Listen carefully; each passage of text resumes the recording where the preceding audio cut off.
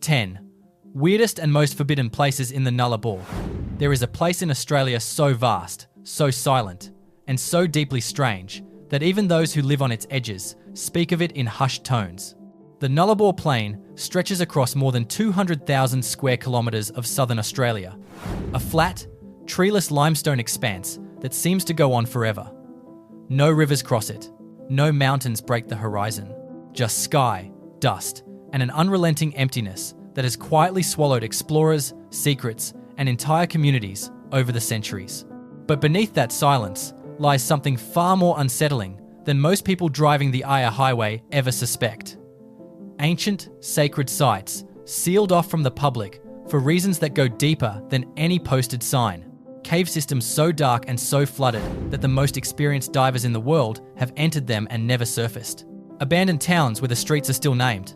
The hospital still stands, and the swimming pool still holds its shape, but nobody has lived there for decades. Military installations that do not appear on any public map. Nuclear shadows lingering in the soil long after the detonations that created them. Today, we are going underneath the surface of the Nullarbor. Not the postcard version, not the highway stretch that ends up on travel blogs. We are going to the 10 weirdest, most forbidden, and most deeply unsettling places that this ancient plain has kept hidden from the rest of the world. Some of these you cannot enter without government permits. Some you cannot enter at all. And some, if the stories told by people who know this country are to be believed, you should not enter even if someone hands you the key. If you are finding this documentary useful, subscribe to the channel and activate the notification bell. We cover Australian places, history, and the stories that most travel guides never touch. Now, let us get into it. Number 10. Koonalda Cave. Deep beneath the flat limestone surface of the western Nullarbor, accessed through a narrow sinkhole not far from the Aya Highway, lies one of the most extraordinary archaeological sites in the entire southern hemisphere. Koonalda Cave descends about 73 metres below ground level before opening into a chamber that early researchers described as genuinely overwhelming. The ceiling disappears into darkness above, and then, when you direct a light toward the soft limestone surface, you begin to see them. Finger markings, thousands of them, pressed and dragged through the soft white stone by human hands more than 20,000 years ago during the last ice age. The Aboriginal people who created these markings were working in a world that looked nothing like the Australia we know today. Sea levels were dramatically lower. The southern coast looked completely different. And yet people came underground in total darkness, carrying only firelight, and pressed their fingers into the walls of this chamber in patterns that researchers still debate the meaning of. Archaeologists believe the cave served as both a source of flint for tool making and a site of significant spiritual practice. That combination of the practical and the sacred, happening in the same underground dark, says something profound about the people who built their lives across this landscape for millennia. Koonalda Cave is now closed to general public access. Entry requires specific permits from both the South Australian government and the Murning people, the traditional custodians. Even with permission, visits are deliberately minimal. The fragile nature of those ancient markings, the steep entrance shaft, and the profound cultural significance of the site combine to make this one of the most restricted places on the Nullarbor. You can drive directly above it on the highway and have no idea it exists beneath your tyres. Number 9. Cocklebiddy Cave. If Koonalda Cave is a place of ancient silence, Cocklebiddy Cave is something categorically different. It is a place that has taken the lives of experienced divers. It holds records for some of the longest underwater cave penetration dives ever attempted in the southern hemisphere. And even with those records set, enormous sections of the system remain completely unexplored. The entrance looks manageable enough from the surface, a cavern leading to a still, dark pool. But that pool is the gateway to a flooded passage system that stretches more than 6 kilometres into the earth before divers have ever managed to reach a breathable air pocket. The tunnels tighten in sections without warning. Visibility collapses to near nothing when silt is disturbed. And the sheer distance from the entrance means that any equipment failure, any moment of genuine disorientation, any small miscalculation in gas supply becomes an irreversible outcome. In 1983, a French cave diving team pushed through flooded passages and mapped sections of Cocklebiddy that had never been documented. But even that extraordinary expedition left the majority of the system untouched. The passages beyond what they reached remain completely unknown. What geological formations exist in those flooded corridors? What microbial life might have developed in permanent darkness? Whether the passage system connects to other caves entirely, all of it remains unanswered. The cave sits within Yalata Aboriginal land, requiring land access permits before anyone can even reach the entrance. The combination of bureaucratic process and genuine mortal danger means that most of Cocklebiddy will remain unexplored. The Nullarbor is hiding an entire underwater world that humans have barely touched. Number 8. The Cook Ghost Town. The town of Cook sits at roughly the midpoint of the longest straight stretch of railway in the world. Built in the early 20th century to service the Trans-Australian Railway, it was a functioning community of more than 3,000 people at its height, with a hospital, a school, a swimming pool, tennis courts, golf courses, and all the infrastructure of a real and permanent settlement. Then the diesel locomotives replaced steam engines, maintenance schedules were consolidated elsewhere, and Cook died with a speed that the people who lived there must have found bewildering. Walking through Cook today means entering a place that time abandoned mid-sentence. The buildings are still physically present. Streets are still named and signed. The swimming pool still has its tiles. The hospital still has rooms recognizable as rooms. But every structure is empty, deteriorating under decades of heat, occasional rain, and the structural fatigue of buildings nobody maintains. The Indian Pacific passenger train still passes through, and passengers sometimes get a brief stop to walk among the ruins. But the freight trains do not stop at all. Cook is not formally forbidden, but the buildings themselves have become dangerous in ways that matter practically. Floors have collapsed in residential structures. Roofing is unstable. Asbestos has been confirmed in some of the older buildings. And the quality of wrongness that settles over the place in the midday heat, the feeling that something genuinely human was simply erased here, makes Cook one of the most unsettling locations on the entire Nullarbor corridor. Standing in its empty main street with no sound except the wind, the phrase ghost town feels more accurate there than it does almost anywhere else. Number 7. The Maralinga exclusion zone. Between 1956 and 1963, the British government conducted nuclear weapons tests at a remote site in the South Australian desert called Maralinga, north of the Nullarbor's main highway corridor. 7 major nuclear detonations, hundreds of smaller radioactive dispersal trials, and a level of contamination that took decades to begin addressing and that some researchers argue has never been fully resolved, despite official cleanup declarations.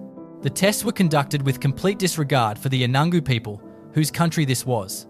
Communities were displaced, sometimes with minimal notice. Some Aboriginal people were present during or immediately after test events. The long-term health consequences for those communities have been documented and remain a contested and painful chapter in Australian history.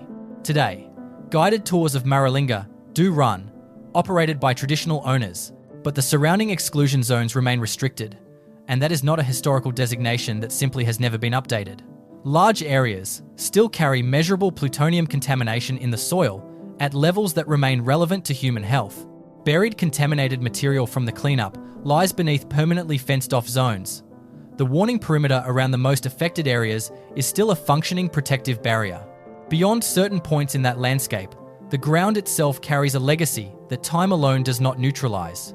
Number 6. The Murrawijinie Cave system. Most people who drive the Nullarbor's length have never heard the name Murrawijinie. That is partly because the cave system sits within restricted Yalata Aboriginal land, and partly because what makes it significant cannot be photographed from a public lookout. What makes it significant is what researchers have found when accessing it under permit conditions after extensive consultation with the community whose country it is. The Murrawijinie Caves form part of the vast limestone karst network underlying the entire Nullarbor plain. But within this particular system, research teams have documented an ecosystem that functions entirely in permanent darkness, sustained by organic material filtering down through the limestone over geological timescales. Cave-adapted invertebrates, blind crustaceans living in the underground pools, species documented nowhere else on the planet. Access requires formal permits from the Yalata community, and visitor numbers are kept deliberately and strictly minimal. The creatures living in those underground pools have spent millions of years adapting to the complete absence of light. The introduction of bacteria carried on human skin, changes to water temperature or chemistry caused by human presence, even the heat generated by a torch can damage biological systems that required millions of years to develop. This place is restricted because what lives inside it is genuinely irreplaceable in a way that most restricted locations are not. Number 5. Ooldea and the Yalata Aboriginal Land Reserve. Before any railway existed, before any European had crossed the Nullarbor, before any road cut across the plain, there was one location on the entire treeless expanse where water could be found, the Ooldea Soak, an underground water source that Aboriginal people had used continuously for tens of thousands of years, a meeting place for groups travelling across vast distances, a site of ceremony, trade, and survival in one of the driest inhabited environments on Earth. The Trans-Australian Railway arrived in 1917 and immediately began using the soak to supply water for steam locomotives. Within a few decades, a water source that had sustained human life across thousands of generations had been drained to run trains across a desert. The human cost of that extraction, for the communities whose survival had been bound to that water source, unfolded slowly and was documented partly through the work of anthropologist Daisy Bates, who lived near Ooldea for years. Her accounts of what she witnessed there remain deeply troubling to read. Today, Ooldea falls within the Yalata Aboriginal Land Reserve. Non-Indigenous people require permits to enter, and those permits are not issued for general tourism. The area carries a weight of cultural significance and historical injury that makes it one of the most sensitive locations on the Nullarbor, not in the sense of physical danger, but in the sense of demanding respect that casual access would undermine. The soak no longer functions as it once did, but the country around it holds memory in a way that the people who belong to that land have made a considered decision to protect. Number 4. The Nullarbor blowholes. Where the limestone plain meets the Southern Ocean along the Great Australian Bight, a network of sea caves and interconnected underground chambers creates a phenomenon that is both extraordinary to witness and genuinely hazardous to approach without caution. When large swells roll in from Antarctica and compress the air inside these underground chambers, the force is expelled upward through cracks in the surface limestone. The ground breathes, explosive columns of air and mist shoot upward from apparently flat ground, accompanied sometimes by a deep, resonant sound that carries across the plain. The blowholes are known and have become a stop along the highway route, but the areas surrounding them are increasingly fenced and restricted, and not out of bureaucratic overcaution. The limestone at the cliff edges is actively unstable. People have gone past barriers to get a closer look and come to serious harm. The underground chamber systems are not comprehensively mapped, and the mechanical force generated when a large Southern Ocean swell moves through a confined underground passage is not something a human body can survive contact with at close range. Beyond the accessible viewpoints, the cave systems connecting to the blowholes extend back under the plain for distances that have not been surveyed with any precision. Some of those chambers are large enough to contain entire buildings. Others are tight flooded tunnels branching into passages nobody has followed. The Nullarbor is hollow beneath the surface to a degree that most people standing on the highway do not appreciate until someone explains the geology. Number 3. The unnamed infrastructure. Precision is necessary here because significant misinformation circulates about military and government presence in the Nullarbor region, and the reality requires no embellishment. What can be stated with reference to documented sources is this: the Nullarbor and its surrounding regions have hosted government and military facilities throughout Australian history that were either not publicly disclosed at the time of construction or remain only partially described in public information today. The Joint Defence Facility at Nurrawijinie, located within the Woomera Prohibited Area north of the Nullarbor, operated for decades as a satellite ground control station before its functions were formally acknowledged in any public document. Pine Gap, further north, is now widely discussed, but was classified for years after its establishment. Within and adjacent to the Nullarbor itself, infrastructure associated with early warning systems, communications relay stations, and long-range monitoring equipment has been identified by researchers examining declassified aerial surveys. Some of this infrastructure is visible in satellite imagery as regular geometric forms in otherwise featureless terrain. These structures do not appear on public road maps. No public information describes their current operational status. The land access restrictions in their vicinity arise from a combination of formal prohibited area classifications and Aboriginal land designations that serve overlapping purposes. The Nullarbor is flat, remote, and offers an unobstructed line of sight to the southern horizon across hundreds of kilometres. From certain technical perspectives, those properties have been considered significant by more than one government agency over the past several decades. Number 2. The underground lakes and unmapped passages. The limestone karst system beneath the Nullarbor is one of the largest formations of its kind in the world. Developed over millions of years as slightly acidic, groundwater-dissolved rock from below, this system contains chambers, passages, and lakes that extend to depths and lateral distances that have not been comprehensively measured. What has been explored by human beings represents a fraction of what geological survey data suggests actually exists beneath the plain. Some of the underground lakes within this system have never been exposed to sunlight.